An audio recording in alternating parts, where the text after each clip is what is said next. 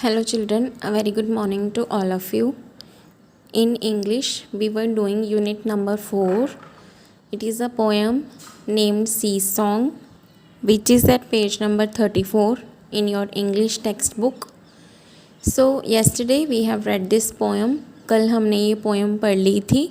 इसकी एक्सप्लेनेशन जो है मैंने आपको करवा दी थी. इसमें जितने भी डिफ़िकल्ट वर्ड्स आए हैं वो भी हम कर चुके हैं, उनके मीनिंग्स भी कर चुके हैं हम. And today we'll do a back exercise in this chapter, which is at page number 35 in your textbook. First of all, we have reading is fun. तो reading fun है. तो हमने जो पढ़ा है, जो read किया है, उसी के basis पे ये 3 questions हैं. We have to answer these questions. Question number 1, where did the child find the seashell?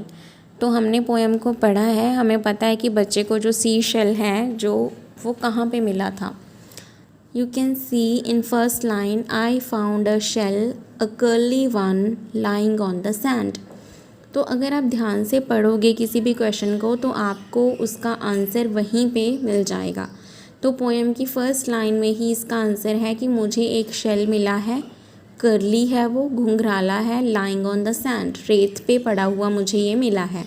तो इसका आंसर क्या होगा? The child found the sea shell. जो फर्स्ट लाइन है आंसर की वो क्वेश्चन में से ही है. द चाइल्ड फाइंड है यहाँ पे, क्या मिला उसे. तो क्या मिला था हम येस्टरडे में पास्ट में बात कर रहे हैं तो it will become found. The child found the sea shell on the sand. तो ये ऊपर वाली लाइन क्वेश्चन में से ही है. Very very easy. On the sand हमें चाइल्ड को सी शेल कहाँ पे मिला था? रेत के ऊपर पड़ा हुआ मिला था. Next question, what did the child do with the shell. जो चाइल्ड था, बच्चा था, जो उसने उस शेल का क्या किया? So answer is the child took the shell to his home. तो जो बच्चा था, जब हमें कोई ऐसी चीज़ मिलती है गिरी हुई जो कि बहुत सुंदर हो, जैसे कोई आपको आप मान लीजिए स्कूल से घर आ रहे हैं तो आपको रास्ते में एक बहुत ही प्यारा, बहुत ही सुंदर कोई पत्थर मिलता है या फिर कोई और चीज़, जैसे कोई मान लो आपको फ्लावर मिलता है, बहुत ही प्यारा, बहुत ही अमेजिंग टू सी, बहुत ही अच्छा है. तो आप उसे उठा के, या ज़रूरी नहीं कि हर बार हम उठाएंगे, कहीं पे भी मिल सकता है. हमारे गार्डन में सपोज़ मिल गया, तो अगर हम उसे उठाते हैं, किस लिए उठाते हैं? ताकि ये इतना सुंदर है, इतना प्यारा है, मैं घर जाके अपने मम्मी पापा को, अपने ब्रदर सिस्टर को, अपने फ्रेंड्स को ये चीज़ दिखाऊंगा. ठीक है. तो बच्चे ने भी सेम वैसा ही किया, उसने उस शेल को उठाया और अपने घर ले आया. Third question is what did the child here. Here होता है सुनना. तो बच्चे ने क्या सुना उस शेल में से? A sweet and clear song. एक बहुत ही मीठा, प्यारा और सॉफ्ट क्लियर सॉन्ग जो था उसे सुनाई दिया. So these are your 3 questions from this poem sea song. ये तीनों क्वेश्चंस आपने neat and clean hand writing में अपनी नोटबुक में लिखने हैं. आफ्टर दिस यहाँ पे क्या दिया हुआ है आपको? Word building. Pick the rhyming words from this box and pair them in the spaces below. The first one has been done for you. So ये एक राइमिंग वर्ड्स हैं. राइमिंग वर्ड्स किन्हें बोलते हैं हम? Rhyming words are those words, जब हम उन वर्ड्स को बोलते हैं तो उनकी जो साउंड होती है, आवाज़ होती है, वो एक जैसी होती है, लेकिन उनके मीनिंग यानी कि जो उनके अर्थ हैं वो अलग अलग होते हैं. सिर्फ उनकी बोलने में जो साउंड है वो सेम है. जैसे कि फर्स्ट वन क्या है? Found, sound. तो आप इसे बोल के देख सकते हैं. फाउंड, साउंड, सेम आवाज़ है, आउंड की आवाज़ आ रही है दोनों में. Found, sound. ऐसे ही इन्होंने बोला है कि एक आपके लिए कर दिया है. The first one has been done for you and you have to write other ones from this ribbon. तो जैसे कि फर्स्ट यहाँ पे है, मैंने ढूंढा है कोल्ड. तो कोल्ड के जैसा और वर्ड कहाँ है? मम्मी, टमी, ये भी नहीं है. सैंड, कोल्ड, ये भी नहीं है. टुक, साउंड, हैंड, फाउंड, लुक, इनमें से कोई भी कोल्ड का राइमिंग वर्ड नहीं है. तो कोल्ड का राइमिंग वर्ड क्या है? Bold. This is BOLD, bold. COLD, cold. ऐसे ही took, look, sand, hand, mummy, tummy. ठीक है, these are rhyming words. Next, fill in the blanks with the opposite word choosing from the box below. The first one is done for you. So मैंने आपको opposite words बहुत सारे करवाए हैं। 30 words हमने अलग से ग्रामर के किए हैं, और जो लास्ट चैप्टर इससे पहले था द एनॉर्मस टर्निप, उसमें भी ऑपोजिट वर्ड्स किए हैं, and other ones are here for you. Found का मीनिंग होता है किसी चीज़ का मिलना, तो मिलने का ऑपोजिट होता है किसी चीज़ का गुम हो जाना, लॉस्ट। हार्ड सख्त होता है, जो बहुत ही हार्ड है, और इसका ऑपोजिट होता है सॉफ्ट। इनसाइड अंदर, आउटसाइड बाहर। टुक मैंने लेना, टेक करना, गेव मैंने दे देना। बिग मैंने बड़ा, स्मॉल मैंने छोटा। केम मैंने आया, वेंट मैंने गया। Move on to next page, page number 36। Pick मैंने उठाना, ड्रॉप मैंने छोड़ना। ट्रू मैंने सच सही, फॉल्स मैंने गलत। करली मैंने घुंघराले, ऐसे कर्ल्स में। स्ट्रेट मैंने बिल्कुल सही सीधा, बिल्कुल स्ट्रेट। कोल्ड मैंने ठंडा, हॉट मैंने गरम। स्वीट मैंने मीठा, बिटर मैंने कड़वा। टॉल मैंने लंबा, शॉर्ट मैंने छोटा। So these were your opposite words from the poem sea song.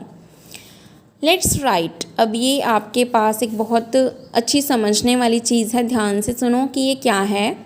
The sea is big, the sea is big, it is very very big. You cannot see the other side of the sea. You can cross the sea in a ship, but you must go for many many days.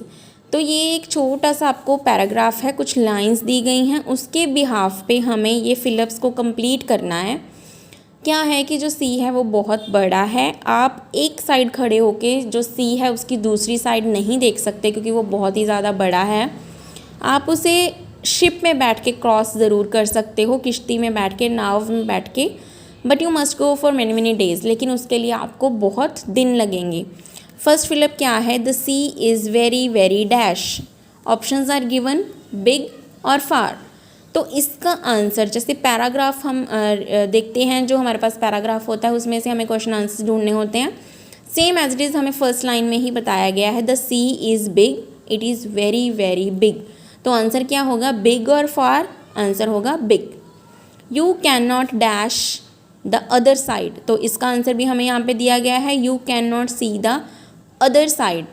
तो इसका answer क्या है, हम दूसरी side को क्या नहीं कर सकते, सुन नहीं सकते या देख नहीं सकते, तो इसका आंसर है sea, we can not see the other side of the sea. Third one is you dash cross the sea, तो यहाँ पे फोर्थ लाइन में दे रखा है you can cross the sea in a ship. तो आप जो सी है उसे क्रॉस कर सकते हैं कि नहीं कर सकते? Of course you can cross the sea in a ship.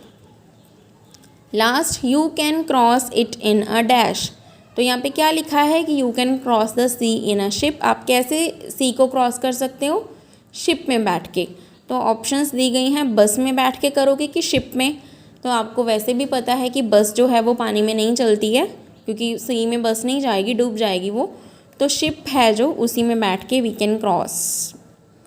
Next is say aloud. Say aloud का मतलब होता है ज़ोर से, लाउड वॉइस में पढ़ना। She sells sea shells, she sells sea shells. ठीक है, ये बोलने के लिए प्रैक्टिस है ताकि एक टंग ट्विस्टर की तरह आपको इसकी प्रैक्टिस अच्छे से हो जाए। She sells sea shells on the sea shore. ठीक है, तो आप इसकी पढ़ते हुए प्रैक्टिस कर सकते हैं। Move on to page number 37। Read the following silence. कौन सी साइलेंस को पढ़ना है? बर्ड्स सिंग, बर्ड्स गाना गाते हैं। फोन्स रिंग, फ़ोन की रिंग घंटी बजती है। पीपल टॉक, लोग बातें करते हैं। डॉग्स बार्क, कुत्ते भौंकते हैं। काउज मूव, जो काउज हैं वो मूव की साउंड होती है, उनकी आवाज़ करती हैं वो। कॉक्स क्रो, कॉक्स क्या करते हैं? क्रो क्रो करते हैं। ठीक है, क्रो क्या करते हैं? कॉक कॉक करते हैं।